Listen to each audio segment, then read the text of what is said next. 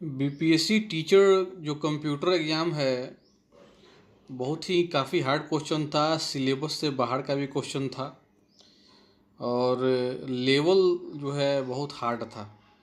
ठीक है, तो इसमें टीचर लेवल का जो क्वेश्चन है इतना टफ जो है नहीं पूछना चाहिए था। और मेरा तो यही रिक्वेस्ट है कि भाई निगेटिव मार्किंग को हमेशा हटा देना चाहिए। वो इसलिए क्योंकि जब आप घर पर ही एग्ज़ाम नहीं ले रहे हो, होम सेंटर नहीं है, बाहर में जाना पड़ता है, इतना पैसा खर्चा होता है, खाना पीना का भी बहुत दिक्कत होता है, इतना भीड़ भाड़ ट्रैफिक, दिमाग जो है एकदम बिल्कुल काम करना बंद करता है। ऐसी स्थिति में जो है दिमाग जब काम नहीं करे तो निगेटिव मार्किंग में बहुत सारा जो है ना प्रॉब्लम और एग्ज़ाम बिल्कुल ख़राब हो सकता है। सो क्वेश्चन आते हुए भी आदमी नर्वस हो जाता है। इतना भीड़ भाड़ ट्रैफिक, इतना पैसा खर्चा हो रहा है, खाना ठीक से नहीं मिल रहा है।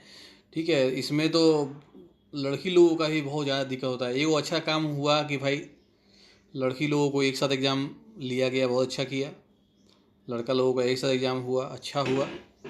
लेकिन निगेटिव मार्किंग किसी भी एग्ज़ाम में होना ही नहीं चाहिए अगर आप बाहर में सेंटर भेज रहे हो, क्योंकि दिमाग जो है उस समय बहुत ही नर्वस होता है। किसी को बताइए एग्ज़ाम जो हुआ उसमें रहने की व्यवस्था नहीं हो पा रहा है, जिसका होटल बुकिंग है उसका होटल बुकिंग कैंसिल कर दिया जा रहा है। भीड़ भाड़ के चक्कर में होटल जो होता है और पैसा कमाने के चक्कर में जिनका पहले से बुकिंग है, बुकिंग कैंसिल। मेरा तो पहले से बुकिंग था, ठीक है, तो मेरा तो कैंसिल ही कर दिया, बिल्कुल कैंसिल करके उसमें बहुत सारा लड़का रख दिया पैसा कमाने के चक्कर में। तो बुकिंग करने के बाद भी जो है नहीं जगह मिला। वो तो भगवान की कृपा है कि भाई अच्छा आदमी कोई मिल गया जो घर में रखा, खिलाया पिलाया बढ़िया से, और भी बहुत सारे लोग रहा। ठीक है ना, ऐसा में बाहर के लोग भी बहुत हेल्प करते हैं।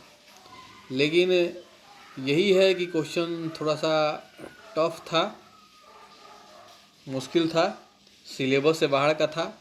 और इसमें जो है एक चीज़ ये करना ज़रूरी चाहिए कि केवल ये नहीं बोलना चाहिए कि भाई 11-12 का एनसीईआरटी बुक से आएगा। अरे भाई सिंपल सा चीज़ है, क्या क्या क्वेश्चन आएगा उसका आप एक जो कंप्यूटर साइंस है बिल्कुल समुंदर है, समुंदर है। आप कम से कम लिख दीजिए कि कौन सा टॉपिक, कितने टॉपिक, या 100 गो टॉपिक हो चाहे 200 टॉपिक हो, सारा लिख दीजिए।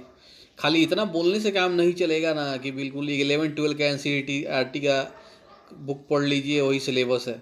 तो ये जो है बोलने से काम नहीं चलेगा, आपको पूरा का पूरा जो है वहाँ लिखना चाहिए कि किस किस टॉपिक से आएगा। जैसे कि आपका मैथ में ही होता है, लिखा रहता है कि घन से आएगा, तो आपका वहाँ पर जो है रूट से आएगा, स्क्वायर रूट से आएगा, नंबर सिस्टम आएगा।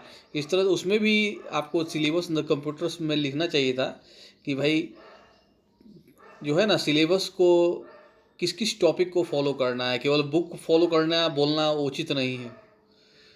ठीक है, आप 100 टॉपिक दीजिए, 200 टॉपिक दीजिए, 300 टॉपिक दीजिए, जिस पढ़ना होगा पढ़ेगा, लेकिन टॉपिक दिमाग में क्लियर होना चाहिए कि भाई ये सब टॉपिक्स है।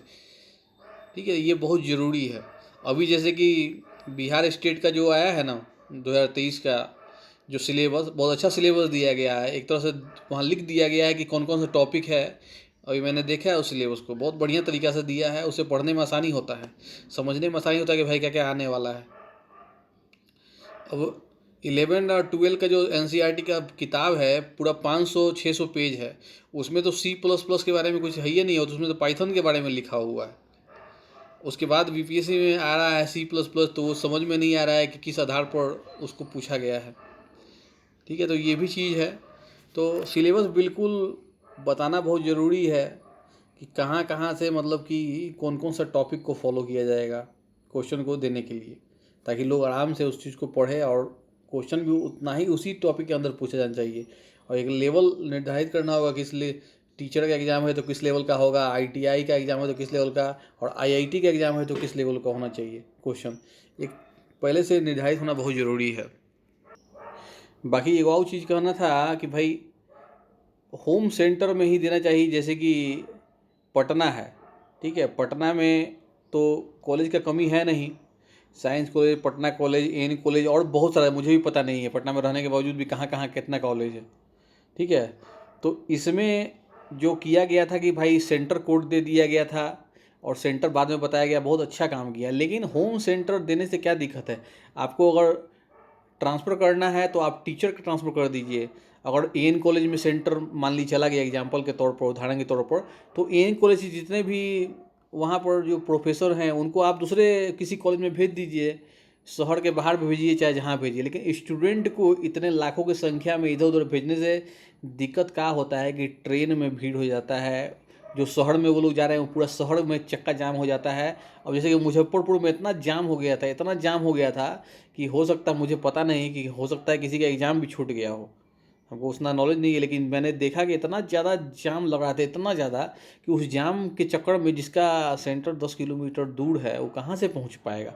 ना कुछ रूट का मालूम नहीं रहता है, साला टेम्पू वाला जो है इतना लुटेरा होता है वहाँ पर कि सही से जानकारी देता नहीं। अगर आपको इधर जाना है तो पूरा घुमा के जो है ले जाएगा, पैसा कमाने के चक्कर में। उनको पैसा कमाना है, ठीक है, तो पैसा कमाने के चक्कर में क्या करता है कि पूरा का पूरा जो है घुमा कर ले जाएगा और इसमें आपका एग्ज़ाम छूट जाएगा। बाहर का में आइडिया नहीं ना, तो अपना शहर में सबका आइडिया है कि कहाँ क्या क्या है, कहाँ पर जाना है, उनको पता है, ठीक है ना। लेकिन बाहर में वो चीज़ नहीं होता है। तो एक चीज़ ये भी समस्या आया, तो इसमें सुधार होना चाहिए था। और बाकी सब जो सीसीटीवी कैमरा लगा था, बहुत अच्छा हुआ कि कैमरा लगाया गया है, बहुत अच्छा है। उसको कोई ना कोई उसको देख रहा है और उसको फॉलो कर रहा है, कंट्रोल कर रहा है, ये बहुत अच्छा चीज़ है।